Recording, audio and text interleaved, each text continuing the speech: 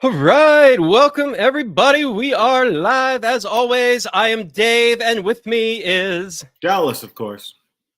Dallas, of course. You down with DOC? Dallas, of course. Here we are. All right, guys, welcome. We have some very special guests with us today. And as you are joining us, I've already posted this in the chat, but one of the questions for everyone today, I will ask this again every few minutes for the people who are joining us late.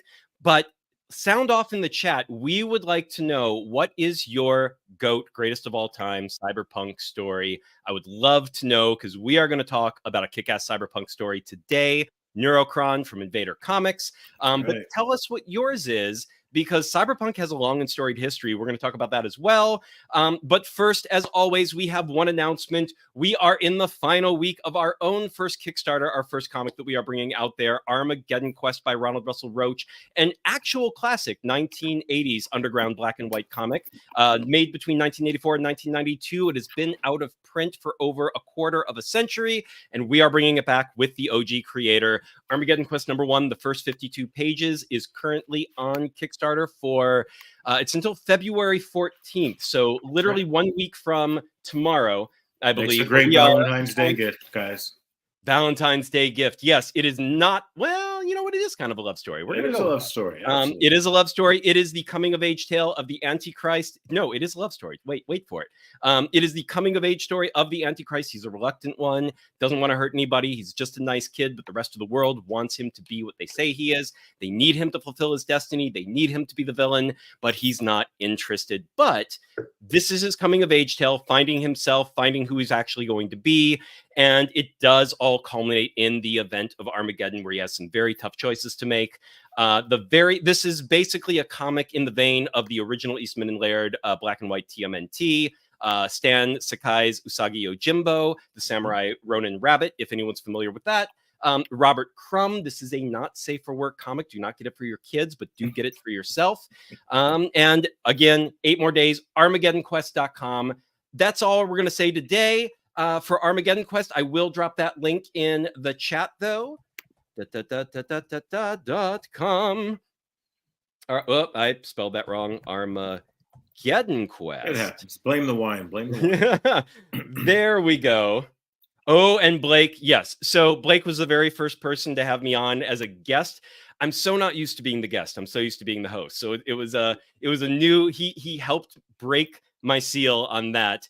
And as a gift, I still had a set of the OG graphic novels from the 90s, and I shipped them over to him, and he has all. It is 900 pages long. Did you give him the series? I gave him the full series. Nice. Yeah. That was his gift for me being the first person to be interviewed for the Armageddon Quest. Thank you so much, Blake. We appreciate it. Again, for the people who are now joining us, I can see the numbers rising on the chat. Tell us in the chat, what is your GOAT cyberpunk story? Blake, you too. What is your GOAT cyberpunk story? You can't pick Neurocron, even though I know you should. You can't pick it today. So tell us after Neurocron, what is your GOAT cyberpunk story? All right, guys, we are going to play our snazzy opening, and then we are going to bring our guests on, and we're going to get to it. Here we go.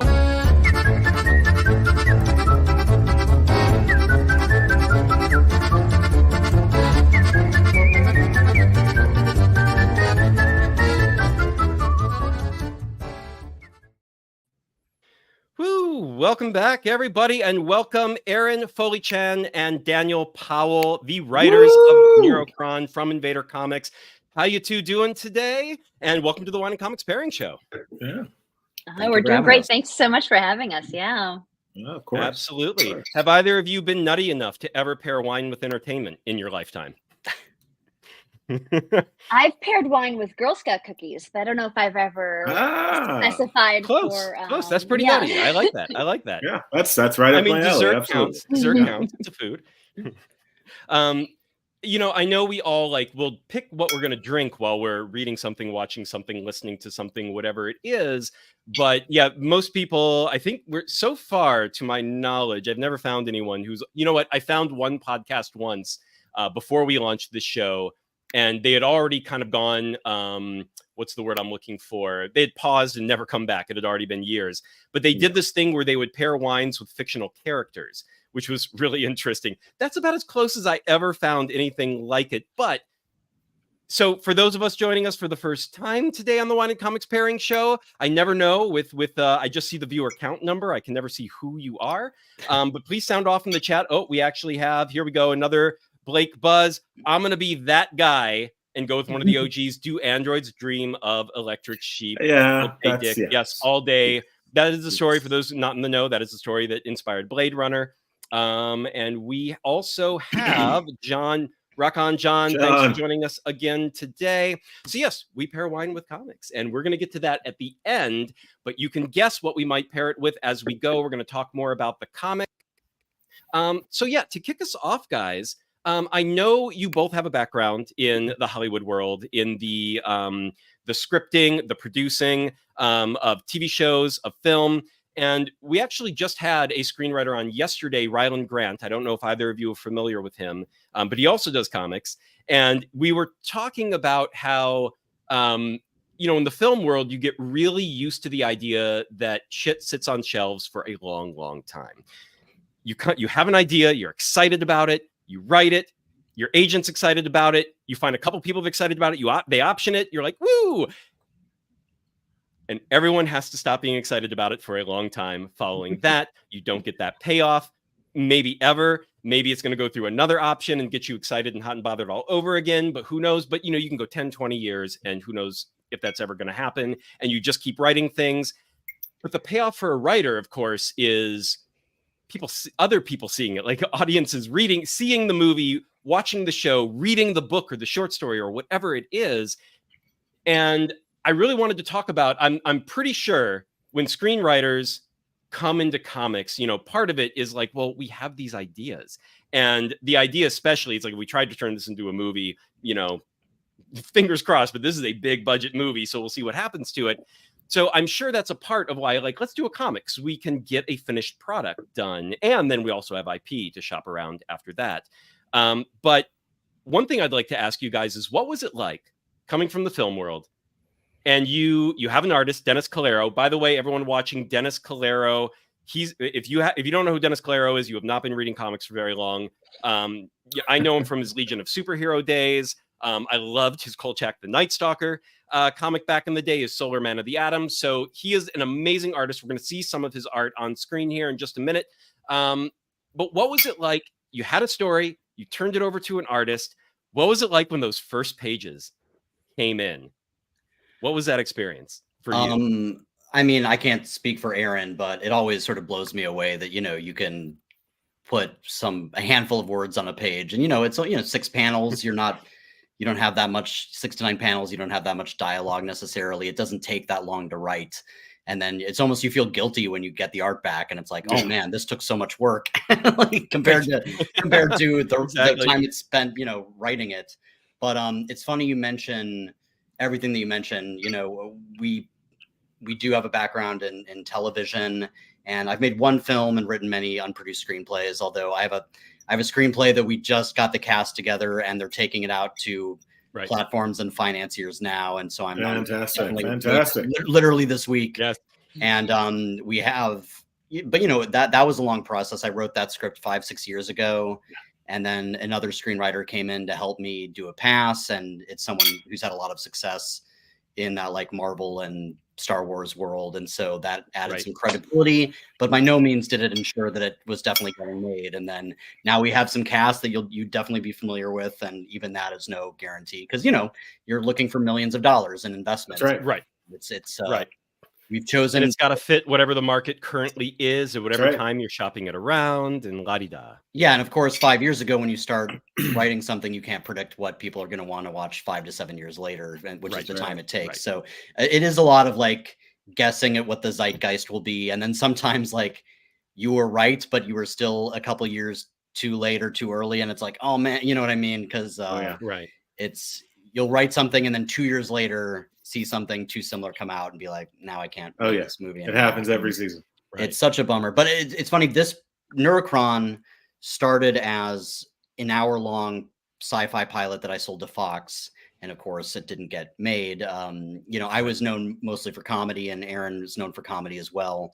And Fox did own that script, so I couldn't then just go and turn that into a graphic novel. But I liked it enough that I wanted to take the themes and the general sort of like tone and genre and approach and do it in something, like you said, where I can actually make it and it can have a life of its own.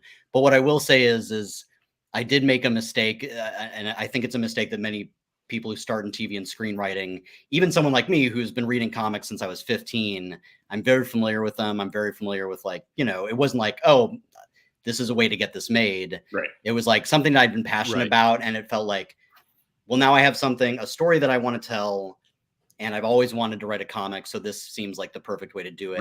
Right. And I'd met Dennis already, so it felt like, okay, this is a way for us to work together. But what I will say is the first pass at what ended up becoming Neurocron was very much I basically wrote it as a TV pilot and then reverse engineered it into a comic. Right, oh yeah. And it did not sell. Like, I couldn't even get it set up with a publisher. Yeah. And when we met our editor, Greg Tumbarello, who works on Philadelphia and a number of other great projects, he looked at it and he was very candid. He said, look, you have a very cool idea here and I like your writing, but it feels like this was a TV you're writing it as a TV show, and you have to really write towards the medium of comics first. And so getting that sort of like lesson in writing in like 20-page chapters and really writing towards like several action sequences every 20 pages or so, and the page turn and things like that. So actually, Daniel, dig into that for a bit. What was that transition like for you? And sort of, you were a fan of comics, and so you knew the medium and you knew the sort of the way the narratives should roll out, but you were also coming from scripted content. And what was that lesson for you? What was that lesson, that transition in format? I mean, just that you have to write to the medium, and that even though they're both visual media, and look, obviously, the obvious differences are obvious, but Greg was able to clue me and Erin into a lot of the differences that aren't maybe necessarily so obvious, even to a veteran reader. And those were the things that were really educational. And as Greg was giving those notes, it felt like, you know what, I could really use some. It made my personal blind spots as a writer, or my weaknesses, a little bit more apparent. And it felt like, all right, I'm not going to have an ego about this. I'm just going to bring in someone who does this stuff better than I do. And so that's when Erin joined up, and Erin really helped. Not only Erin's so good with dialogue and so good with narration, but also really helped figure out where does the story go past the third or fourth chapter. Because we do have the intention of doing one more 4-issue miniseries after this one, so that it's like a two book omnibus story, 2 volume. Yeah, exactly. So, and even this initial miniseries is 4 issues, and it does tell a self-contained story, but one that will continue. We did want to make sure that as we're writing even the first 4, we have a general sense of where it's going to go in the sequel.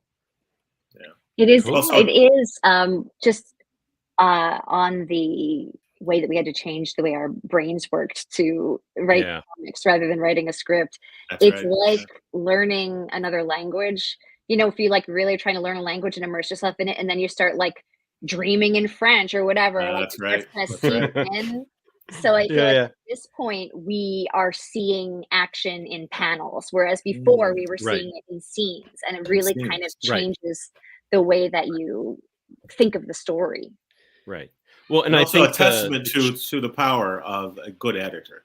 I think in this sort of realm, when people are coming from scripted content, from cinema, from traditional literature, and trying to translate into comics, they often think you can just do, as you guys did with that first step, kind of just move to the format rather than changing the narrative and thinking of a script's a script, right? A script is a script. And what a good editor does is, as you said, to sort of quote you, it sort of teaches you the difference in the languages. Yeah, he taught us to walk.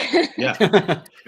Right. Yeah. So, I mean, that would be a piece of advice for any screenwriter, or frankly, anyone, whether it's you're a novelist or you're moving from any medium into graphic novels, even if you're, even if you spent decades reading it, I would say have a good editor who can really just help Absolutely. you navigate that transition, because it's not, it was not as easy as I sort of expected it to be. Actually, Dave, a little formatting note here, show note. We're going to do an editor's special one of these days. Ooh, we should. That is actually a brilliant idea. Yeah, you should unsung heroes. You should have Greg on. Yes, the unsung behind the scenes heroes, right? The ones who don't get enough credit. They're credited, even then, not always, honestly, especially in indie comics. Like the editor they're not on the Kickstarter page. They're, a lot of the times they're not even credited in the book. They're just that, like, this person helps me out a lot, but they're not a part of the creative team, which I think is a mistake, because they are, they're the rudder on the ship. And it's really, and in a lot of people's cases like yours, they're literally like hand-holding through the process and through like, here's how we're going to transition. Here's how we're going to get your feet wet in this new medium. Sometimes they are the secret sauce. They are the secret sauce. Yeah. And then there's also just like the nuts and bolts of the trade, which is, like making sure the colors are staying on schedule, making sure they have all the flats and all the files, keeping the files centralized and organized, because you're dealing with hundreds of pages over multiple, revisions and things like that. And it can get dicey quickly if you don't have someone who's super organized. And then even just proofreading. I mean, I read a ton of comics and I'm sort of stunned at how many typos I'll see. And like, I read mostly trade paperbacks, which is after they've been a floppy. So it's like they had time to correct it. That's right. And I still see a lot of errors in like DC and Marvel, like big publishers, and so it's just and I guarantee you that is the editors are overworked. They have too much on their plate. They can't give each issue and trade paperback that fine level of detail, fine level of attention, and they should, because it makes for a hugely better product. Yeah, I mean, I'll be the first to admit, the version, the LA Comics, LA Comic Con preview version that's on Kickstarter does have a couple things that we missed, even though we'd seen it like 200 times. We did get them corrected for the store version. But if you want that special, upside down biplane stamp version of Neurocron, I think there are like 40 copies left on it's the prototype. There are mistakes. It's fine. It's a prototype. Yeah, that's a Kickstarter exclusive. Yeah, there you go. It's like after this, it does not exist anymore. Yeah, that's my. I actually, whenever I send a script out, I will wait a couple of weeks to read it after I've sent it out, and inevitably, I will open a bottle of wine and give myself a list. I say I have at least 10 errors in this thing that I've missed through all 6 or 7 edits, and I will even sleep on I will even sleep on emails these days, where it's like you compose the email if it's an important email. You compose the email, and in the next morning, you read it one more time, and you're like, "Oh no, what was I thinking?" With half of these phrases, these sentences, and the typos, and the lack of syntax, and you're just like, "No." Thank God I slept on that. So yeah, it's a problem. Yeah, I also recommend, like, when you're getting down to the final versions, to print it out and really look at it carefully printed, because I don't know what it is, but there's something about looking at it on the screen versus looking at it on the page where maybe your brain just interprets it a little bit differently. But I feel like I always catch a lot more when it's printed out than I do on the screen. Same. I think sometimes on the screen, depending on what you're reading it from, but the screen it keeps adjusting to the size and the length. And so the words you're not breaking its sentences in the same way and whatnot. And then you print it out and it's all in this structured format, and it becomes, whether it's prose or script, it's like it's a different ball game at that point. So I did want to mention go ahead. Erin, how did the co-writer relationship develop between you guys? That's where I was going. Dan and I have known each other for, I don't even want to say 20 something years. We met when we were babies. And literally. So we've collaborated on a few things over the years. We've worked together a lot, and so we already have had a really good working relationship established. Like, we were friends, and then we were working together on a few things, and so we, I think, have a really good back and forth and writing. Because Neurocron has been in development for, like we were talking about how long things take. It's been years. And so we were working on it during like peak pandemic, where it was like, okay, well, you stay in your hermetically sealed bubble, and I'll stay in mine, and we'll just email drafts back and forth. But I think also when you've known someone for a really long time, you trust them, and also you feel free to speak your mind. You don't really hold things back. And I think we have a really good rhythm in going back and forth. I think we both trust the other's vision. And so it just makes it easy, I think, to collaborate. And then Dan's going to go like, it's a nightmare. No, I mean, we don't work in the same room. We send drafts back and forth, and that's the best. We'll write notes of like, but it is nice because you write something and you're basically like, if you're blocked, normally you have to be like, I have to work out this block, but instead it's like, I haven't figured this out yet. Could you figure out how we get from like A to C in this scene? And then you just send it off, and then she sends back something great, and you just go back and forth like that. So it does, oddly, it doesn't necessarily take more time because you basically get to skip over any parts that you're blocked on, and then foist it onto the other writer and vice versa. You do this. Right.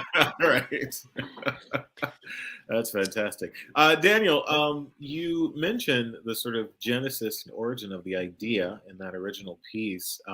What was the actual genesis and origin for that? Was it just an assignment or something you'd been wanting to work out for a while? What was the sort of seed there? I just been reading a lot of like, futurology and transhumanism, like related articles and books by Ray Kurzweil, and I think there are a couple over here that and it's funny, this is going to sound like absolute bullshit, but I swear it's true, is that when I sold the Fox pilot, Neuralink, Elon Musk's company, had not been announced. There was nothing like that. It was frankly a lot more like far future sci-fi than near future sci-fi. Theoretical. And I'm so glad we were talking about timing, that it's the comic book is coming out this month, because like they just announced Neuralink did its like first human implant, trial. And I'm like, right. The first implant. Yeah. And I'm concerned, that like a year from now it would start to seem dated or things like that. So I mean, it wasn't based people on, would say like, oh, they clearly you're jumping on the trend, right? Yeah. Even the title was, is a nod to Neuromancer, not Neuralink, and it's just coincidental. But obviously, I hope it makes it more relevant. I think it will. All right. I think it will too. I think people now that it's sort of, it's like you said, in the zeitgeist and realized to a certain degree, people will be clamoring for sort of fictionalizations that address the possibilities, because that's where we are. It is no longer sort of distant sci-fi. It's, it's near sci-fi. And I think, filling out that world the way you guys have is going to give some people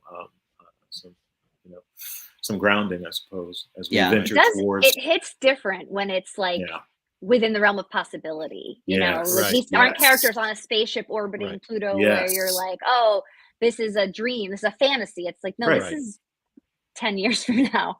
Right. Yeah.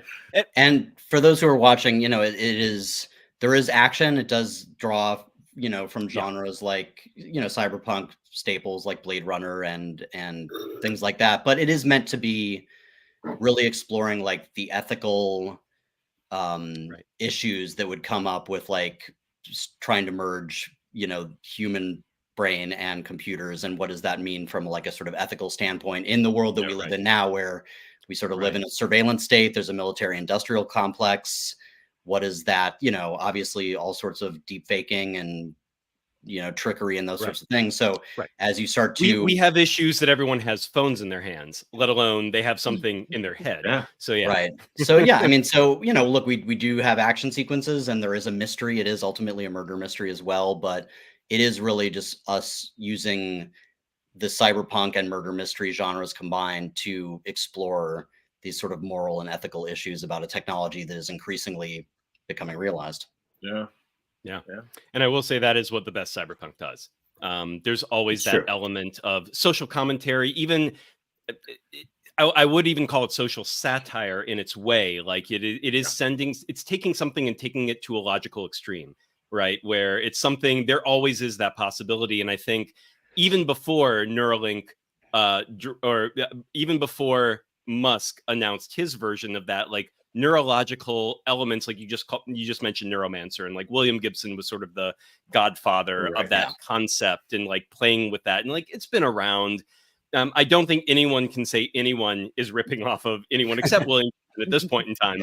But of course, we always have to keep going with like where the technology now is today and has brought us, because everybody's version of cyberpunk, every writer is writing in their bubbled time period and extending from that. And then we go somewhere slightly different, and it's like, okay, now what does this look like now that we know this is where the world is going? And I think that's important, and we always have to go back to those concepts. Yeah, I love that cyberpunk has become its own little subgenre, you know, as opposed to, I mean, it's almost like zombie at this point, where it is such a fluid and you know, pliable genre that you can map the issues of the current day onto it now, 10 years from now, 15 years from now, always just moving that future another 15 years ahead. And I feel like, and you know, that's what there's like 20 subgenres to cyberpunk now. Where there's such a rich pool of resources in the genre. I just heard fungus punk for the first time the other day, which is when it's like ecological and it's like everything's plant-based, but it's kind of going in that cyberpunk way, but everything, all the technology is all through plant and biological things, and they're like, fungus punk, and I was like, okay, sure. I believe it. There's the book This Is How You Lose the Time War. One of the two warring future societies, one is like completely organic based, and another one is technology based. Yes. So a couple let's get to a couple comments here and catch up, because I have been remiss. Kenrick saying his GOAT cyberpunk. I think for me, the Paratwa series by Christopher Hines is a great cyberpunk-ish series, especially the first book, Liege Killer. Okay, Kenrick, I saw you on Facebook saying Liege Killer in someone else's post as well. So that's the second time you recommended that. I am not familiar with this series, but I'm going to have to be, because it sounds very cool. But what do you mean by cyberpunk-ish? If you can relate on that. And then Blake, Feeling the Rhythm and Neurocron need issue 2. Yes, we're going to talk about issue 1 here in just a minute, a little more in detail. And question for the group: would you rather have an implant that lets you interact with technology, or wearable gear that leaves you maniacally flailing in public? I was in a coffee shop the other day, and I saw a guy in the full like headdress, you know, the full. Did you kick him in the throat for me? No, I didn't. But I wanted to like send a picture to my friend, but I was like, I don't know how much he can see, so I'm gonna leave it. I don't know what his reality is right now. But yeah, I've been seeing him around. It's really interesting. People thought that Google Glass was like too much, and now they're fully wearing a motorcycle helmet. So it's inevitable. It's inevitable. We'll see. To answer that question, Blake, I'm going to go ahead and say, for me, it's the wearable gear that I can remove. I still don't want it inside me. Right. That's the line for me. As long as I can remove it, okay, I might try.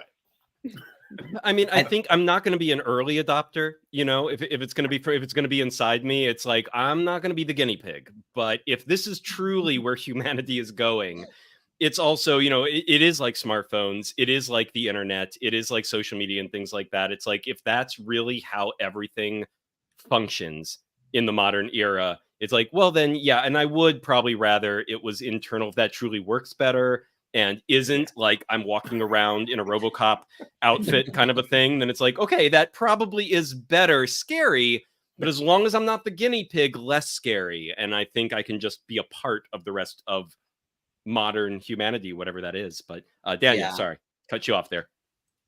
Oh no, I was going to say, maybe ideally it could meet in the middle, where it's like a pair of just fashionable sunglasses as opposed to like you said, the RoboCop helmet. I feel like that stuff will be on planes. It'll be okay, because already on planes we've got like the ridiculous pillows, and it's like you do whatever you got to do to stay comfortable. So I feel like maybe like if I saw someone with it on a plane, that would be less obnoxious than like behind the wheel of their Cybertruck, which I guess we're starting to see videos of now. Well, I mean, it's driverless vehicles at this point, right? So you still have to have your eye on the road. I know. This is true. This is true. All right. Well, let's go ahead and, you know, we've been talking about this book. Let's look at it. Let's actually see some art. Let's look at the Kickstarter page real quick here. Dun, dun, dun, dun, dun. So I'm going to share my screen. Here we go. All right. So this is Neurocron. It's part of the Make 100. So this is, which part of the campaign is your limited to 100 copies on this one? Yeah, so this is I'm still not 100% clear what the Make 100 thing from Kickstarter is, but maybe you know, someone else can explain. But so basically it's sorry, it's basically only one item has to be limited to 100 copies in the whole campaign. So Invader probably selected like a variant cover or so, and maybe we'll just scroll down and find out what they chose to make, because I'm sure they're not limiting the whole comic to 100. That would be nuts. So it'll be it is an exclusive cover, and I think the Make 100 is a specific Kickstarter program that kind of spotlights certain projects. I don't know if you can get Blake's comment off the feed. Erin's blocked. Take Blake's question down there, Dave. It's old time radio. Yep. There we are. Hey guys, I'm back. But yeah, you're back. Sorry about that. It's okay. It's a Kickstarter program that highlights certain creators and certain projects, and so as part of that program, it is like a limited release. So this is 100 copies of this exclusive variant cover.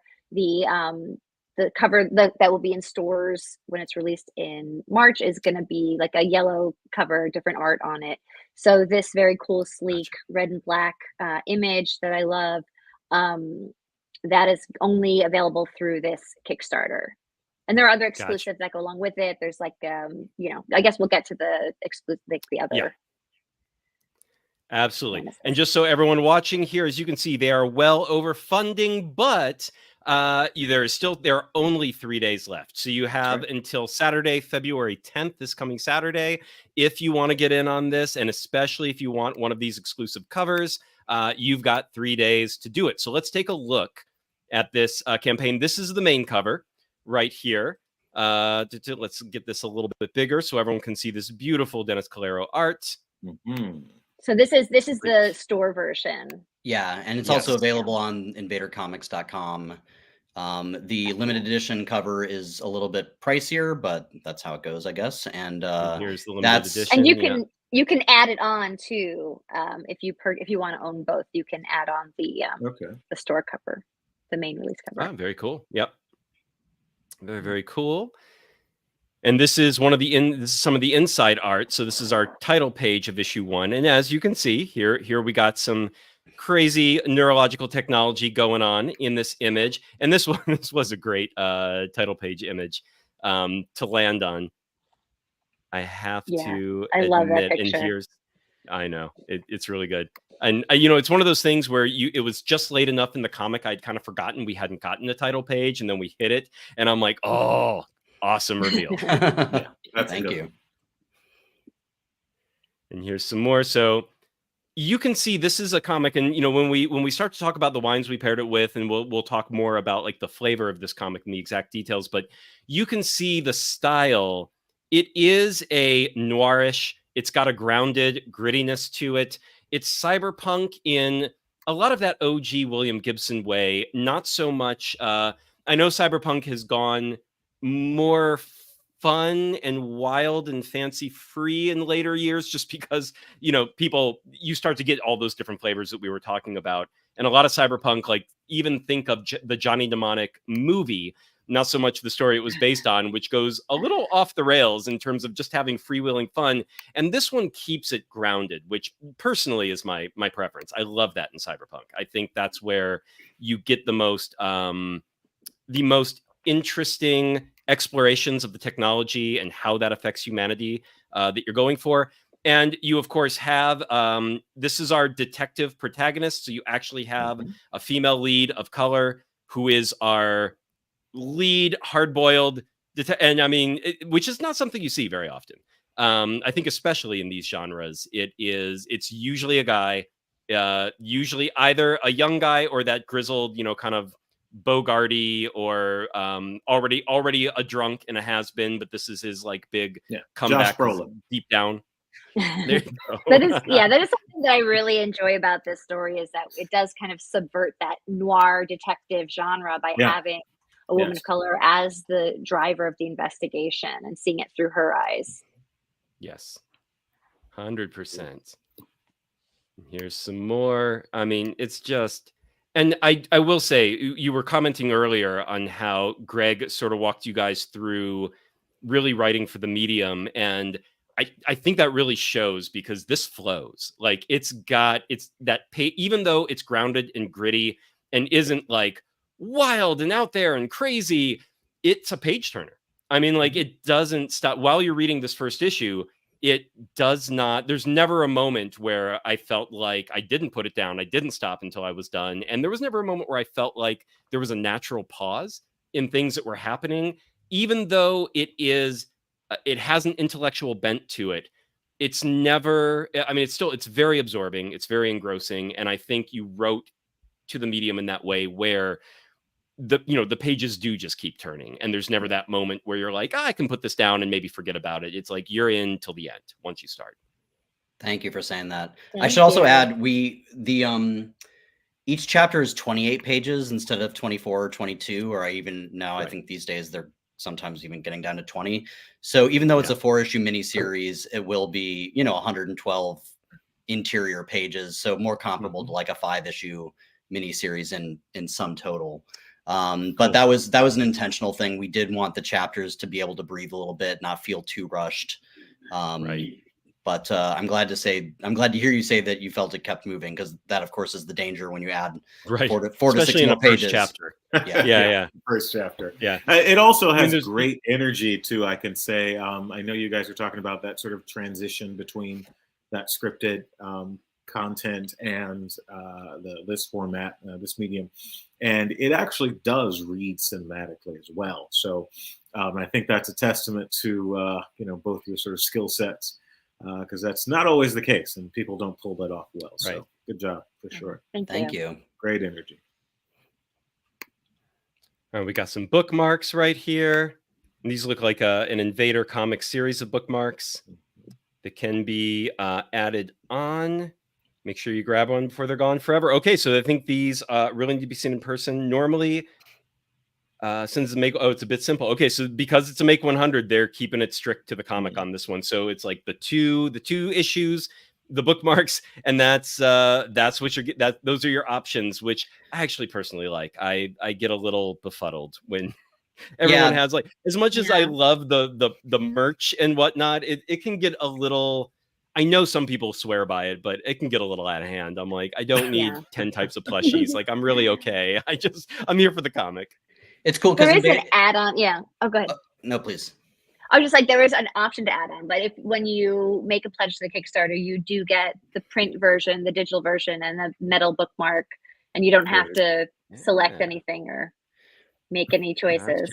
Yeah, and they do have some items from the Invader catalog that if you do just want to get them directly off the Kickstarter, you can add those on. But I also just shout out to the team at Invader Comics. They have a great website, invadercomics.com, where you can not only pre-order issue 1 of this in-store copy of Neurocron, but other great titles like Darla by Josh Rubin and Kevin Miller's stuff. And they have really, they're an independent label, but they have a really, really cool library of stuff. And also, I will say, just having been at their Erin and I did a signing at LA Comic-Con, and so we got to see the physical copies of their books. And I don't know, for me, I'm like, I always just appreciate really nice, like quality printing. The paper stock, the print quality is really high end, and if you buy books from them, it's just like a great physical media experience, which I know a lot of people do read digitally these days, but I get all my stuff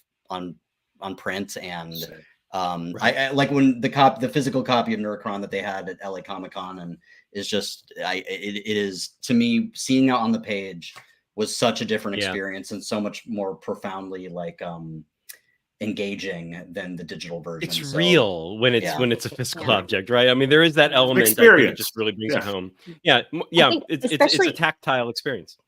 Especially when you, like with Dan and I, we've worked in like film and television where you don't hold the end product. And I was head writer for a Disney Plus show that got removed from the platform, so it's gone forever into the ether. And it's like, you know, that's a few years of work that's gone. But then when you're holding a book and it's just like, this is forever. Like, nobody's going to take this, you know.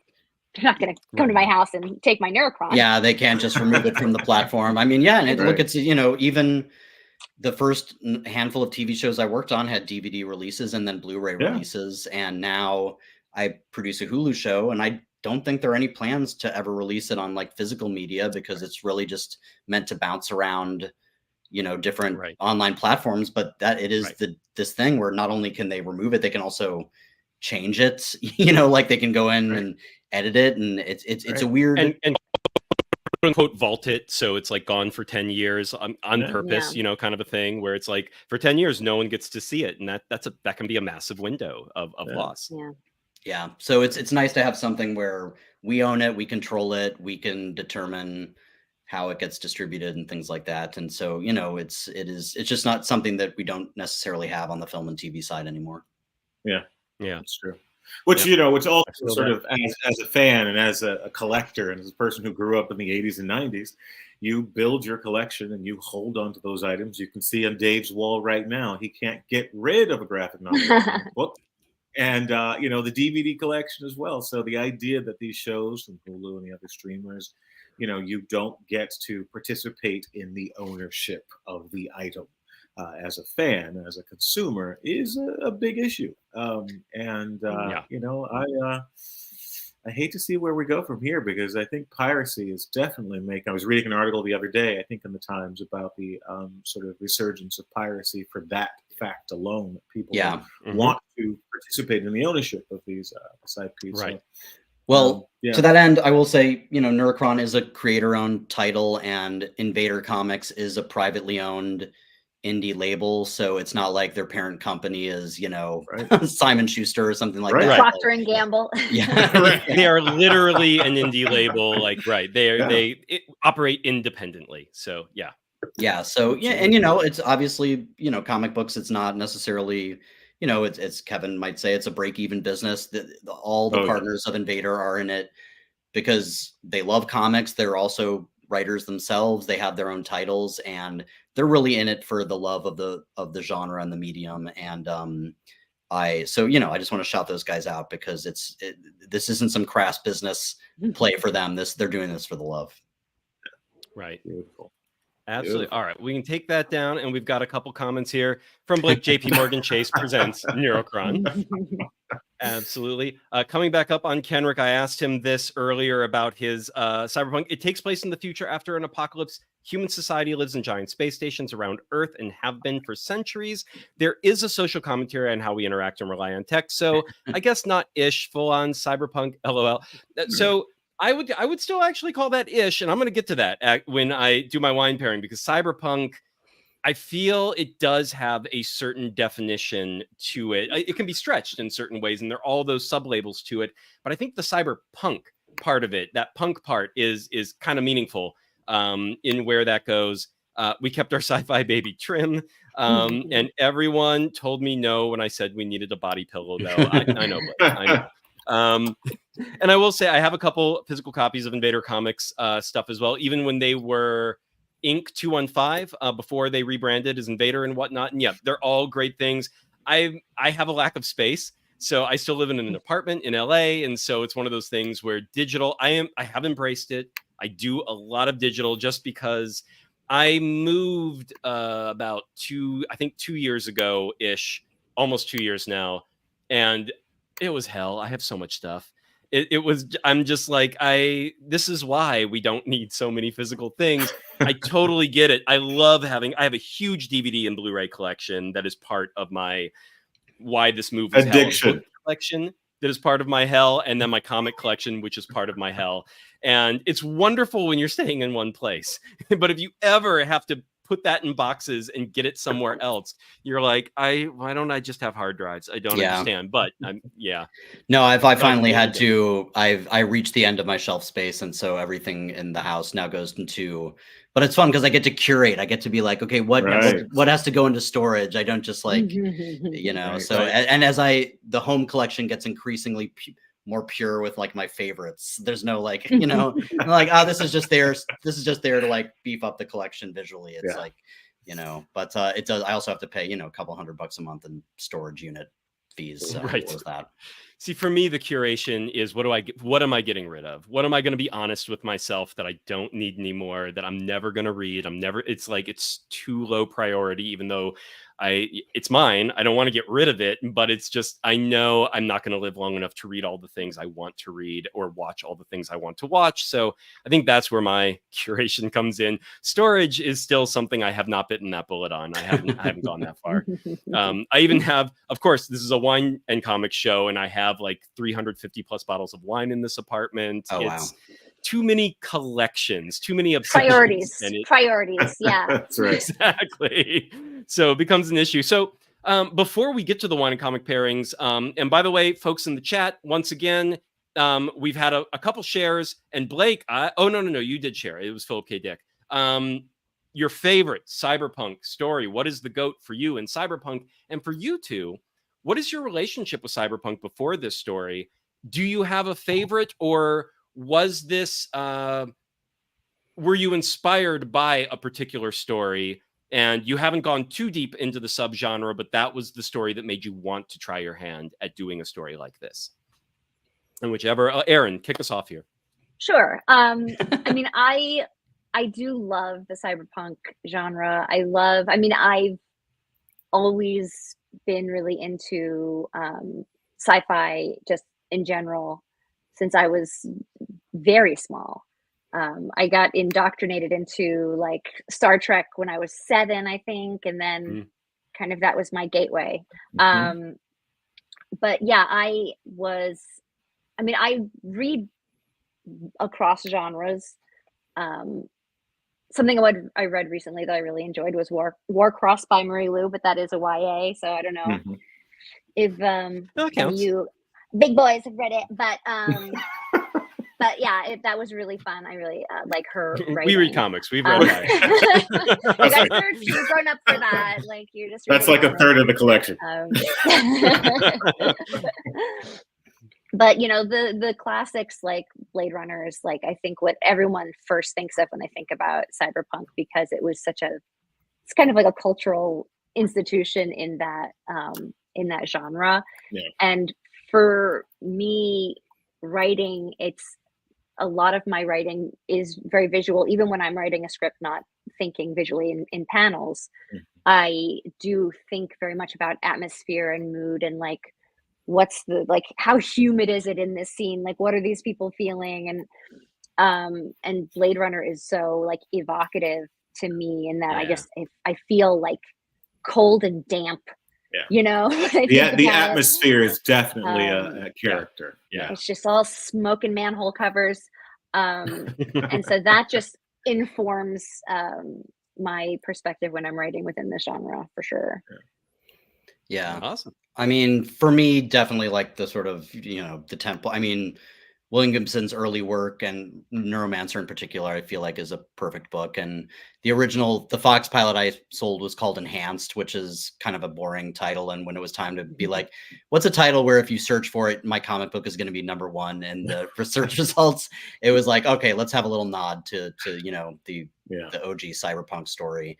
I mean, definitely Ridley Scott's movies, you know, the original Blade Runner, and then Villeneuve's follow-up, which is probably more of a mystery than the original, you know, like than the original Blade Runner in terms of the storytelling. I thought Villeneuve knocked 2049 out of the park. I love that film. You know, but then there's also elements of like, you know, Chandler and like, you know, Detective Marlowe and like The Big Sleep and, you know, the hard-boiled noir type stuff. And then also, while we're on Ridley Scott, just like the Alien films in terms of, you know, the female protagonist. There's definitely a little bit of Ellen Ripley in Vera Morales, who's our lead. And you know, I grew up on Batman, but my all-time favorite Batman book is actually Arkham Asylum, Grant Morrison's book, which is more about like the psychological aspect of the character as opposed to like an action-oriented thing. And that, you know, and there's a little bit of a mystery set in flashback in that book as well. But Dave McKeon, Neil Gaiman, like are the people on this fantasy side that I sort of gravitate towards. So, there's a little bit of probably all those influences in there, but I would definitely say Gibson and Ridley Scott are sort of probably the two biggest. Fantastic. And yeah, Blake agrees. Dan's my new favorite person. Morrison's Arkham is perfect.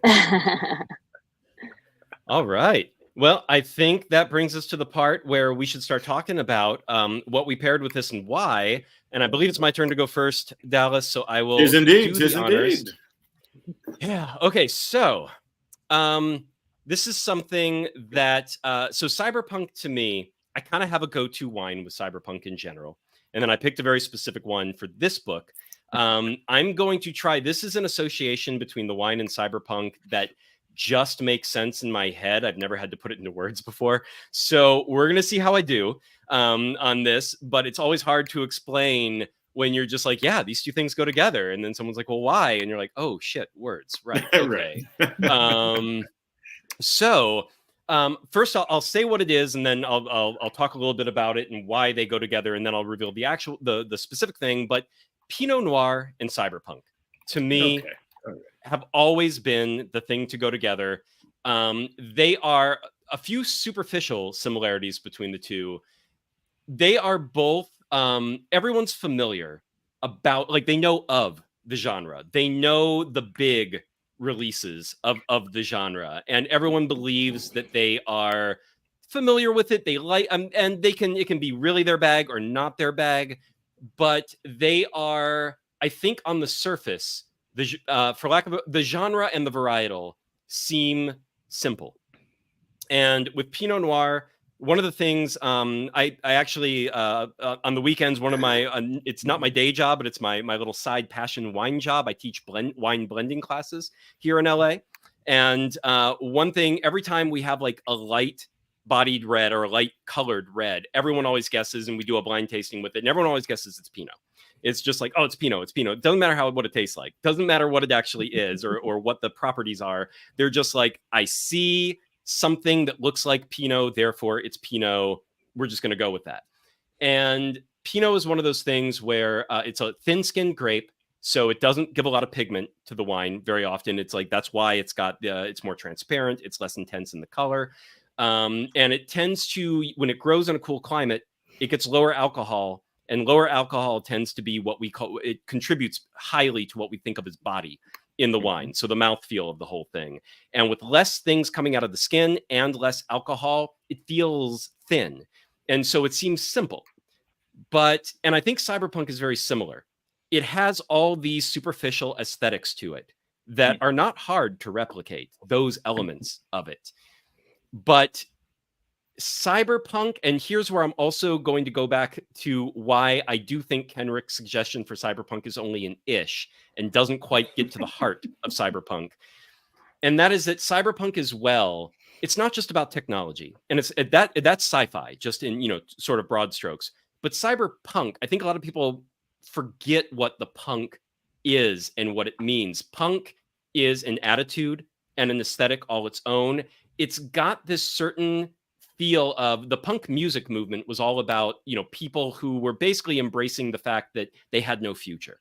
And that whole thing of like, no future, we're just going to fucking rail on the microphone and like get it all out. But it's a sort of, it's a celebration of hopelessness in its way.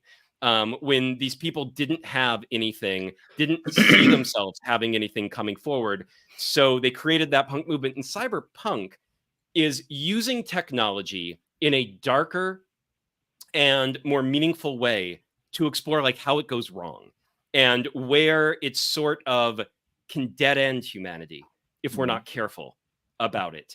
And so to tie that back in, so that's why I think something that's a little too space oriented and space opera, which I would maybe call your book, even though I haven't read it, so I would have to know for sure, but I would call that closer to space opera, Kenrick. And this one is going to be Cyberpunk.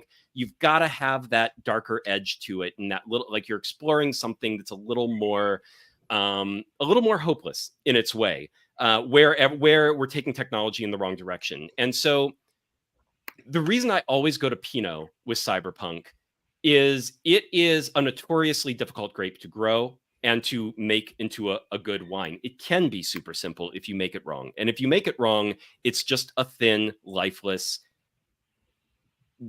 watery wine. And a lot of the big brand Pinots, sometimes, like when you're disappointed by a Pinot, that is probably a bulk big brand Pinot that they didn't take very good care of it. They planted it in the wrong places. Pinot requires a certain soil type, certain climates, certain microclimates. It requires certain vinification methods and does not work with others. You can't over oak it. It is too delicate and, again, thin of a wine that it's going to too much of anything and it's fucked up and it's not a good wine anymore.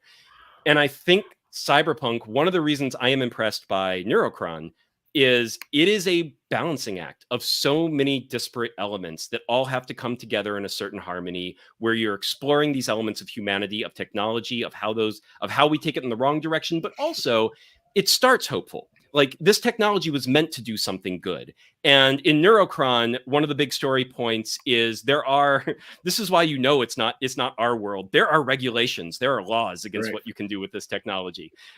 Which at first blush is like, oh, good on you, future. Yay to regulations on technology. But of course, people are taking it further anyway. And then there's always the question of the people making those laws and enforcing those laws. Are they enforcing them in the right way? Are they clamping down on the right people? And we don't know enough after issue 1. Like, there's a question of the two warring sides of this technology in Neurocron. There's a question of who the good guy is, or if there are any good guys in this. And that is something that is a big question mark, even at the end of issue number 1. So for me, I went with a Pinot that is from an area and a region that a lot of people don't think to find Pinot at.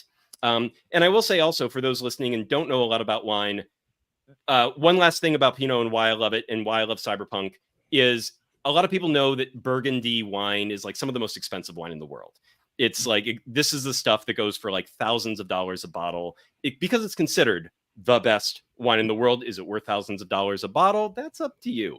But it is considered that good enough to go for thousands of dollars a bottle. And that's pure Pinot. All Burgundy does is Pinot. So it is like the cream of the crop that nevertheless is just extremely difficult to make well. I believe cyberpunk is the same. So where I went to was a very cool climate Pinot that surprised the shit out of me the first time I had this, because I knew Pinot was grown here a little bit, but I did not know what the experience of drinking it was like. And that is an Austrian Pinot Noir. Okay. And I'm going to hold this up to the screen so everyone can see the name. I'm not even going to try to pronounce it, but there you go. That is what we got. And this was at a wine shop here in LA, Pharmacie du Vin out in Los Feliz.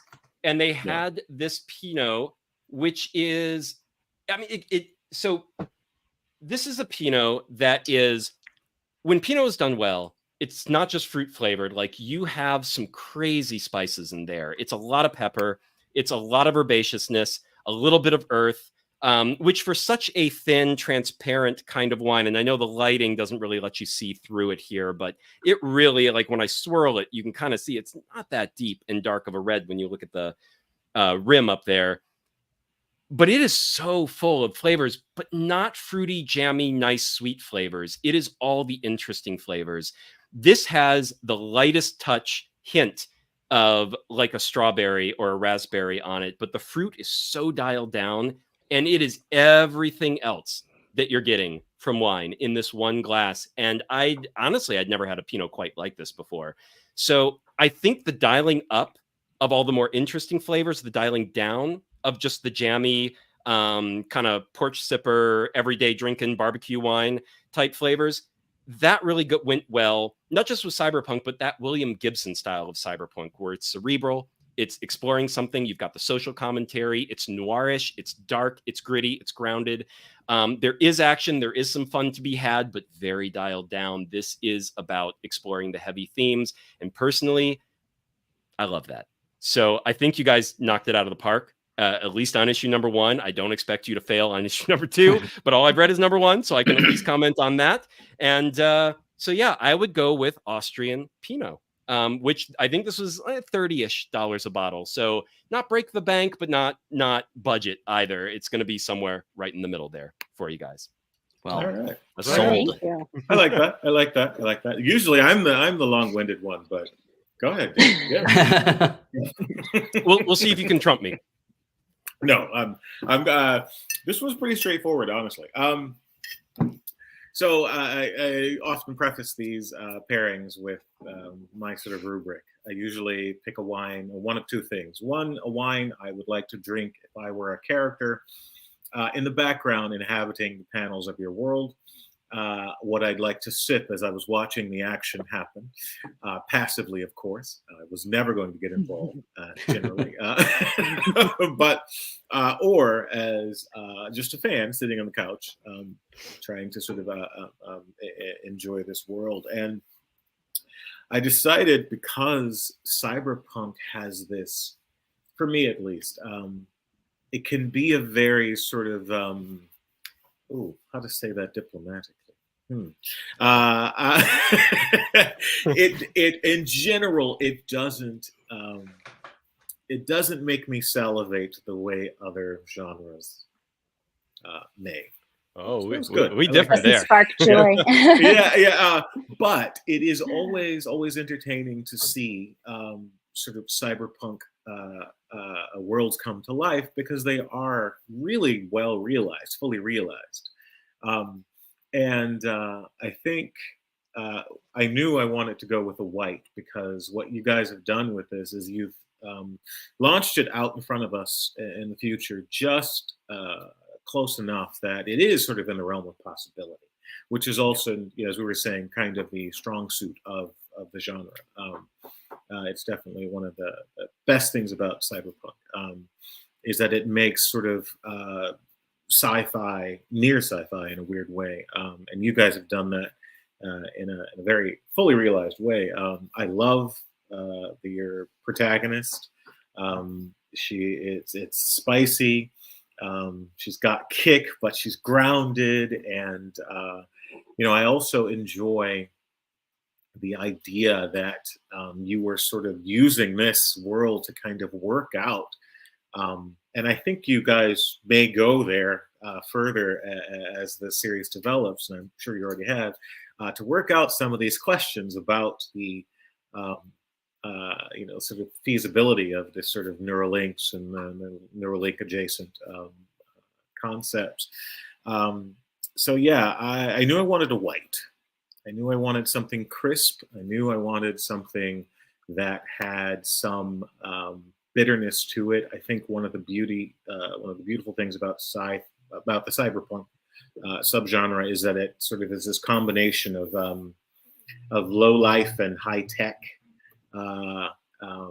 It can be, at least. And so I wanted a wine that kind of mirrored that. I went with a Powell Blanc, which is a white, one of the lesser known Rhone varieties. It is very common in California now, actually, picking up steam, I should say. That is tart. That's got a zing to it. Very tart. It's very tart. As a matter of fact, it's often the Powell Blanc itself is known as the lip stinger. It has a punch to it, for sure. It's a French white, of course. There's bright acidity. It's crazy minerality. When I think of cyberpunk worlds, I often consider the sort of clamor for resources, and I associate that with minerality in wines, particularly whites. So I went with the Gajol Saint-Bon. Can we see that? Am I too close here? It is imported by Polaner. This is a 2022. We actually try to make you bigger there for a quick second. Oh, there we go. There we go. Here we are. It has a curious lemony kind of citrusy and an acute minerality that I really enjoyed while reading the world, jumping into the world you guys created here. And I'm actually quite excited to see where you guys go, because, as you were saying earlier, the idea of Neuralink in this sort of first phase, and I hate going back to that, but it's where we are. But it seems so real now in a way that it didn't 5 years ago, in a way that it didn't 10 years ago, in a way that it didn't 20 years ago.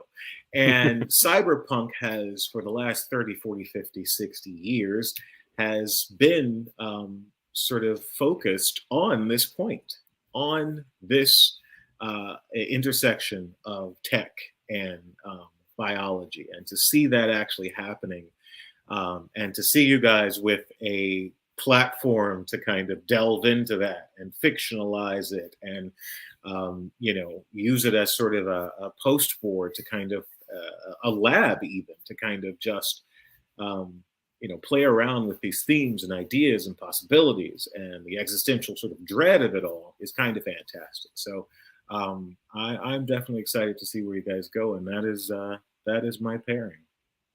Very cool. Beautiful.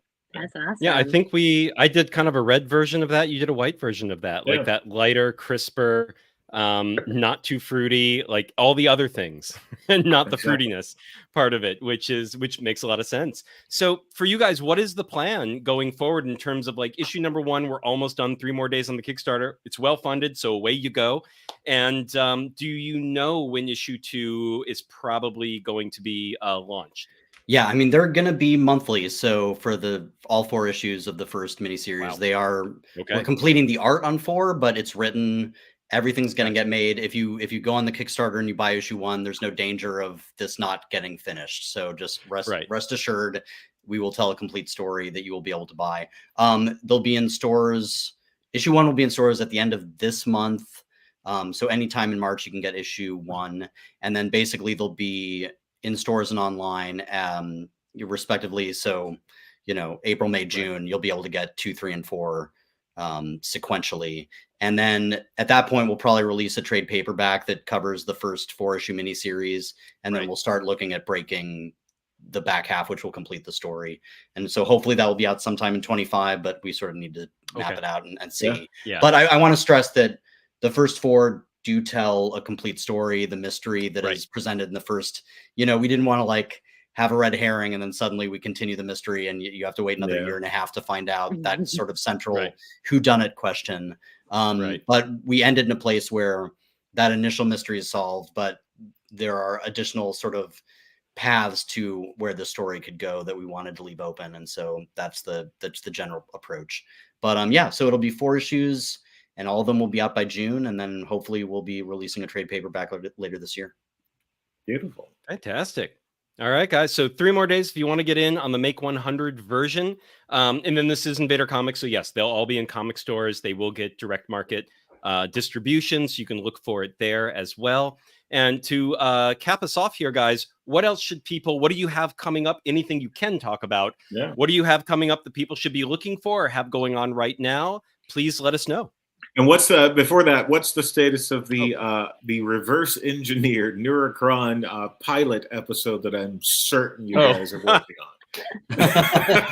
I mean, the pilot based on the comic, inspired by the pilot. Based on the pilot. Yeah, that's all IP. That sounds like currency to me. Look, I mean, it's always a long shot. If once we have the whole miniseries on the trade paperback, I'll definitely send it to my agents and be like, what do you think? But we'll see. Right now I have another show that I produced that comes out. Season 2 is coming out on Hulu next week. Oh, cool. It's actually a rom-com, so it could not be more different genre-wise than Neurocron. It's called Life and Beth. It's Amy Schumer and Michael Cera star in it. Yes. This is its 2nd season.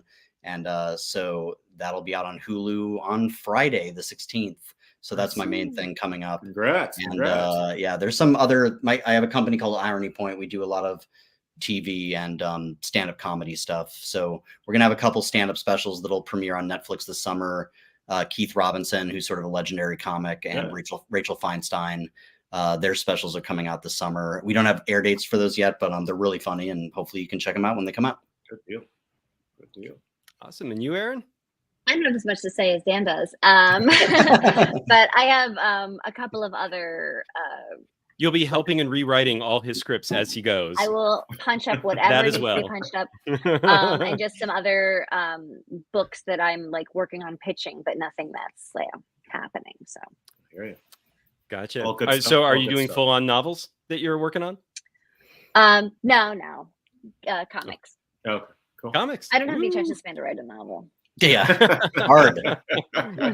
Yeah, I've started 3 and never go anywhere. Never. Oh yeah, they're all different beasts. But well, we look forward to the rest of the first 4 issues of Neurocron. Definitely the next 4 issues after that as well. I'm definitely on board for this whole thing. I want to see what happens next.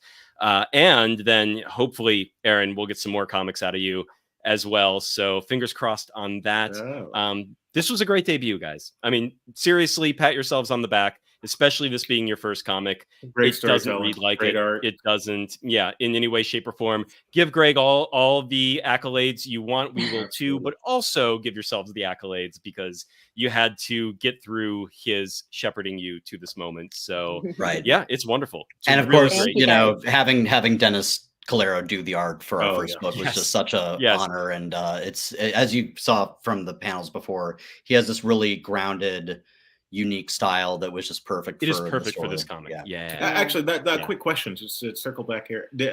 How did you book the relationship between? It's funny. So I don't know if you in New York, there's a magazine called Time Out New York, which is basically a weekly magazine of like, here are the things going on. Horrible website, but yeah. And my friend Jane Borden, who's a writer, she's had published a couple books and writes a lot for like Vanity Fair. And at the time, she was a writer for Time Out, and they were doing a feature that was like, people with interesting, cool jobs here in the city. And it was just a little insert feature. And I was in it when I was a junior development executive at Comedy Central. I helped develop TV shows for Comedy Central in the mid 2000s. Erin worked there in the same department as well. And we actually knew each other from like the Upright Citizens Brigade Theater. But then we worked together at Comedy Central. And Dennis was one of the other interesting jobs that was featured in that article. And so I think he saw me and was like, oh, I want to, you know, I'm interested in working more in TV. And so he just sort of cold reached out. He's like, hey, we're in this article together. Can we meet up and like talk shop? And so it's been a long time coming. But, you know, he was like the first real comic book artist that I ever met. And so when it was time for my first book, he was definitely like the first call. Fantastic stuff. Well, thanks guys. This has been amazing, and the comic's amazing. So can't wait for the next one. Best of luck on everything else you have going. And yeah, I think we'll call it here. Thanks everyone for watching. Thanks, guys. Once again, Neurocron, 3 more days. Yeah, thank you so much. That's right, 3 more days. The Neurocron guys. 3 more days on the Kickstarter. So go find that. And we will catch you next time on the Wine and Comics Pairing Show. Good night, all. Night, guys. Bye, guys.